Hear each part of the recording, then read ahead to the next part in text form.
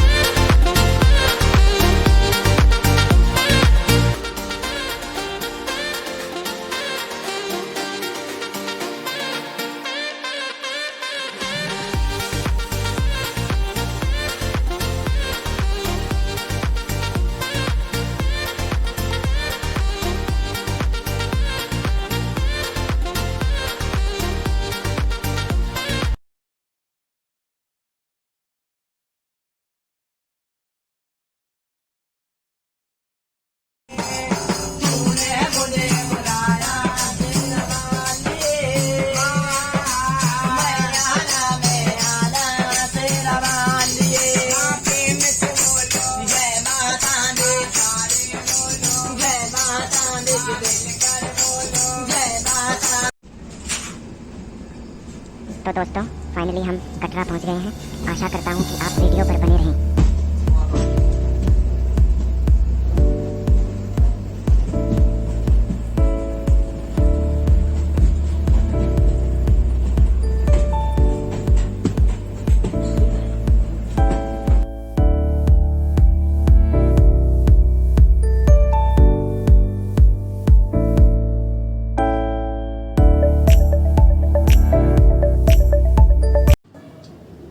दोस्तों, जैसे ही आप स्टेशन पर उतरते हैं तो वहाँ पर आपका कोविड गाइडलाइंस के तहत सिक्योरिटी चेक होगा, जो कि है कोविड टेस्ट।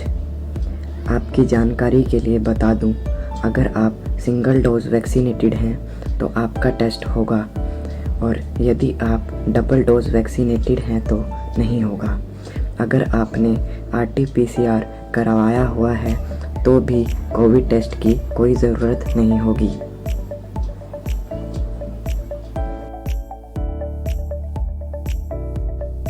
मैंने और मेरे फैमिली मेम्बर्स ने RT-PCR करवाया हुआ था, तो इसलिए हम टाइम न ज़ाया करते हुए आगे बढ़े। परंतु हमें सफ़र के दौरान ही बारिश देखने को मिल गई थी, जो कि स्टेशन आते ही काफ़ी ज़्यादा तेज़ हो गई। इस दौरान हम सब स्टेशन पर ही फ्रेश होकर यात्रा करने के लिए तैयार हो गए, और जैसे ही बारिश धीमी पड़ी तो हमने स्टेशन से ऑटो लिया और बस स्टैंड की तरफ यात्रा पर्ची लेने के लिए निकल पड़े। परंतु पहले रेल से आने वाले व्यक्तियों को यात्रा पर्ची स्टेशन पर ही प्राप्त हो जाती थी, परंतु अब सबको बस स्टैंड वाले यात्रा रजिस्ट्रेशन ऑफिस पर जाना पड़ता है।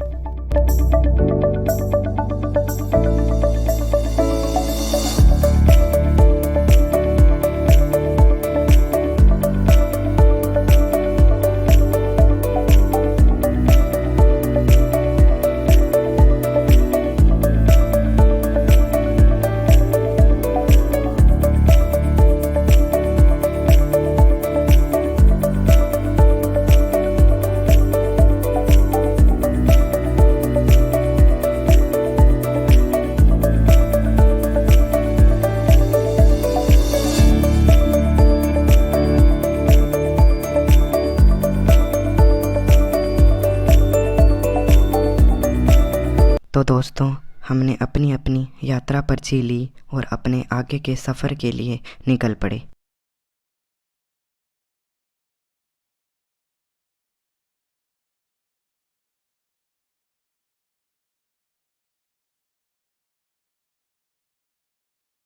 तो दोस्तों, ये भवन तक जाने का मेन एंट्रेंस द्वार है जहाँ से सबकी यात्रा प्रारंभ होती है। तो आइए चलते हैं। माता रानी का नाम लेकर सब बोलिए जय माता दी। माँ के द्वार तक जाने के लिए अब एक नया रास्ता भी खुल गया है जिसका नाम ताराकोट मार्ग है। आप सब अगर बाज़ार को छोड़कर खुले रास्ते में जाना पसंद करते हैं तो आप ताराकोट मार्ग चुन सकते हैं, परंतु हमने पुराना रास्ता ही चुनकर अपनी यात्रा को आगे प्रारंभ किया।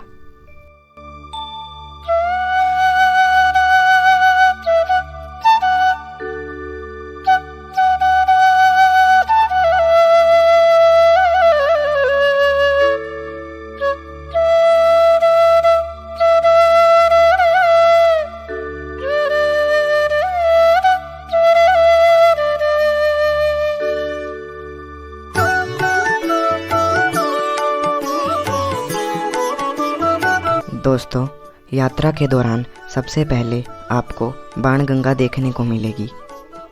ऐसा माना जाता है कि जब भैरव माँ वैष्णो देवी को पकड़ने के लिए पीछे लगा था तो हनुमान जी माता की रक्षा के लिए निरंतर उनके साथ थे। बाणगंगा स्थान पर आकर उन्हें प्यास लगी तो माता ने तीर चलाया और यहाँ से निर्मल जल की धारा फूट पड़ी।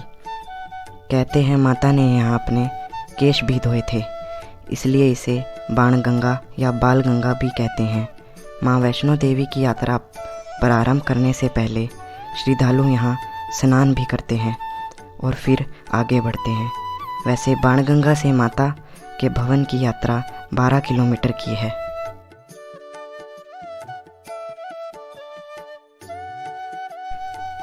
दोस्तों, बाणगंगा से लगभग 1.5 किलोमीटर आगे स्थित माता की चरण पादुका है जो माता की यात्रा का पहला हिस्सा है। यह वह स्थान है जहाँ कन्या रूपी माँ वैष्णो 2 पल के लिए रुकी थी और भैरव कितनी दूर है इसका अंदाज़ा लगाया था। और यहाँ चपटी चट्टान पर माता के चरण के निशान भी हैं। दोस्तों, इसके बाद बारिश काफ़ी तेज होने के कारण मैं वीडियो नहीं बना पाया। तो दोस्तों, अपनी यात्रा आगे बढ़ाते हुए कहते हैं जय माता दी।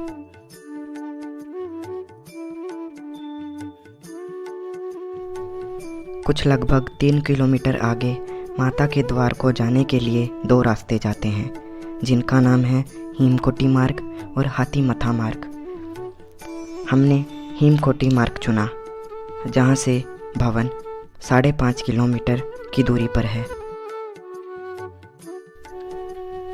कटरा से कुछ ही दूरी पर हंसाली गांव में माँ वैष्णो देवी के भक्त श्रीधर रहते थे जो निसंतान व गरीब थे।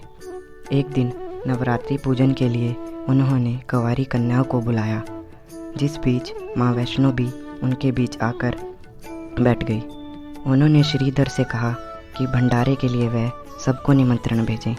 भोजन का निमंत्रण पाकर गांव वाले अचंभित थे कि वह कौन सी कन्या है जो इतने सारे लोगों को भोजन करवाना चाहती है।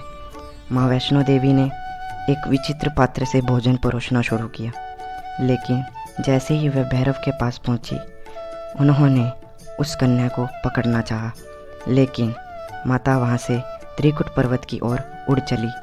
बाणगंगा से होकर अपने केश धोकर वह फिर अर्धकुंवारी गुफा में प्रवेश कर गई और वहां उन्होंने 9 महीने तप किया। परंतु माता का पीछा करते करते भैरव भी वहां आ गया।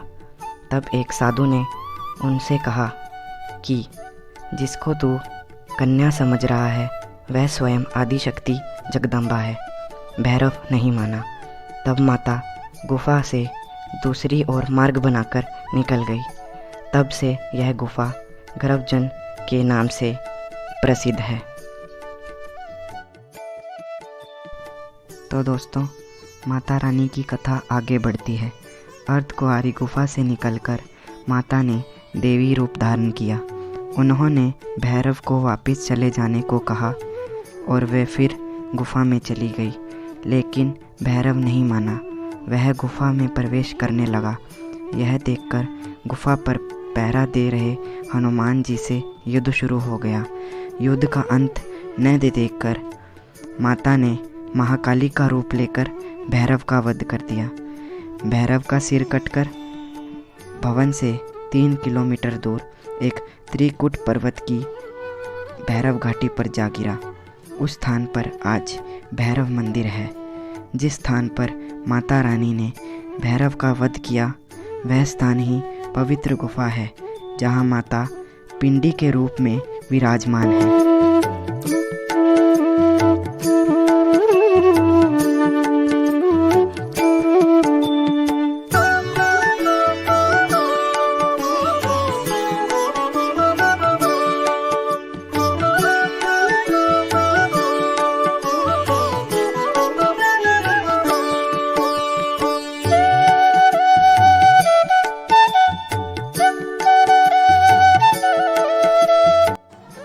अब आप भैरव तक इस रोपवे के थ्रू भी पहुंच सकते हैं, जिसके चार्जेस 100 रुपये पर हेड हैं, जो कि हमें नीचे से ऊपर और ऊपर से नीचे लेकर आती है। और अगर आप चलकर जाना पसंद करते हैं तो भवन से भैरव तक की दूरी 3 किलोमीटर की है।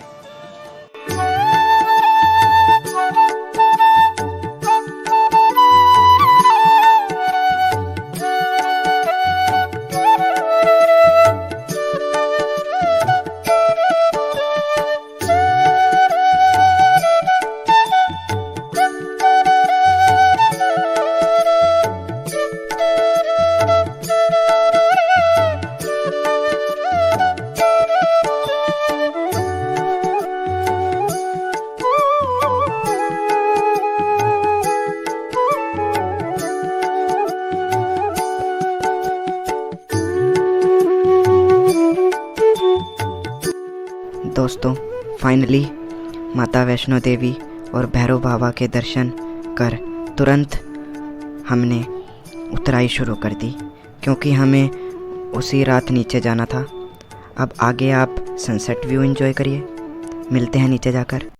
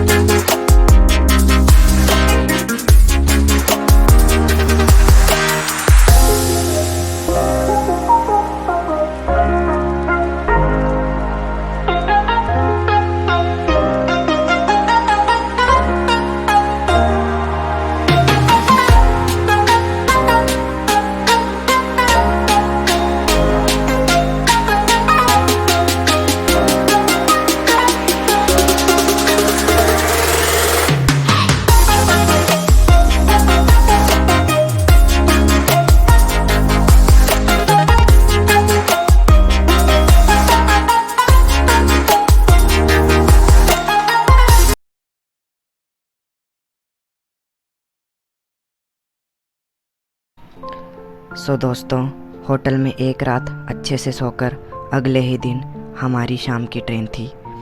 तो हम सब सुबह उठकर कटरा की मार्केट में घूमने निकले। आप सब भी अपने रिश्तेदारों, पड़ोसियों और दोस्तों के लिए यहाँ से उपहार, प्रसाद इत्यादि लेकर जा सकते हैं। थकान बहुत थी, इसलिए हमने प्रसाद वगैरह जल्दी लेकर नाश्ता किया। नाश्ता करने के तुरंत बाद हमने होटल से चेकआउट किया। चेकआउट करते ही हम निकल गए स्टेशन की ओर।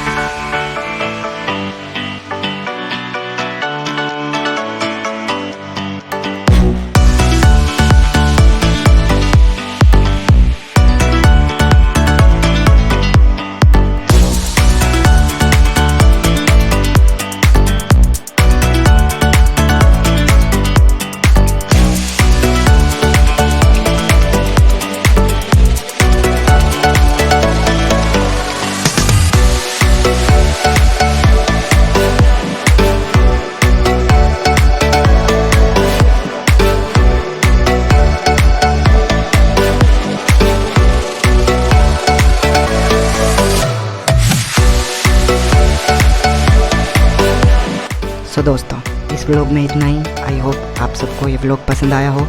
अगर आया तो वीडियो को लाइक कर देना और चैनल पर नए हो तो सब्सक्राइब कर देना। तो मिलते हैं ऐसे ही दूसरे मज़ेदार व्लॉग में।